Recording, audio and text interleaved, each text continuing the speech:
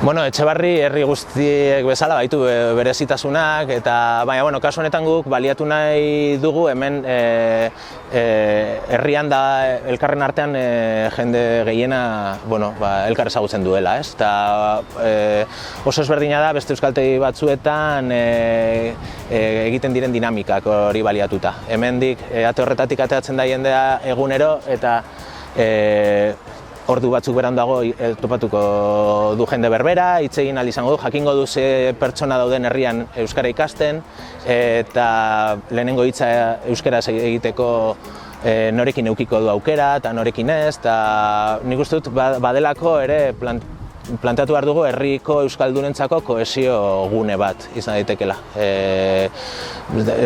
Arlo akademikotik haratagoko zerbait dela. 1994an zabaldu zuen udalak, udal euskaltegia, eta 2005tik aurrera Ulibarri euskaltegiak hartu zuen ardura. Momentu honetan 180 ikasle ari dira euskara ikasten.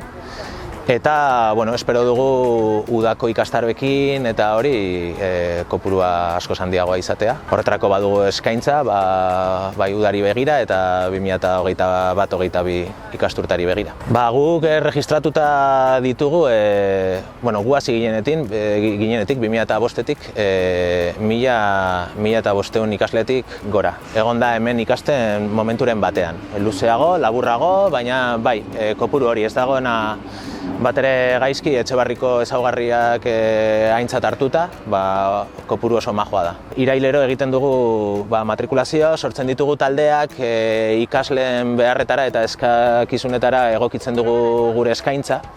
Nahiko Etxebarri herri berezia da eta baldintza horietara egokitzen gara, hori jakin behar da, egokitzen horretara, zein ordu tartetan eskaini daitezken eta behar diren irakasle gehiagoz, dinamika eman ikasgelatik kanpo ere, importantea da guretzat ere, noizean behin ekintza batzuk antolatzea ikasgelatik kanpo, ikasleak ere haien artean harremanak sortzeko, herriko beste euskaldun batzuk edo euskalduntzen ari den beste pertsona batzuk ezagutzeko. Zebarri aldizkaria 1987an sortu zen, eta gaur egun aldizkariaz gain badu irrati formatua. Urtean pare bat aldiz saiatzen gara halako irratsaio bat egiten, eta guretzat funtsezkoa dena da ikasleak beraiek direla eduki horiek sortzen dituztenak. Guk irakasleok eta koordinatzaileok behar duten laguntza ematen diogu, baina nolabait bermatzen dugu haiek nahi dituzten gaiak jorratzeko askatasuna ematea, eta baita behar duten laguntza artikuluak sortzeko, edota elkarrizketak, eztabaidak eta behar dituzena. Baina guretzat funtsezkoa da edukia haientzat interesgarria izatea, haientzat interesgarria bada irakurle edo entzulearentzat ere izango da interesgarria.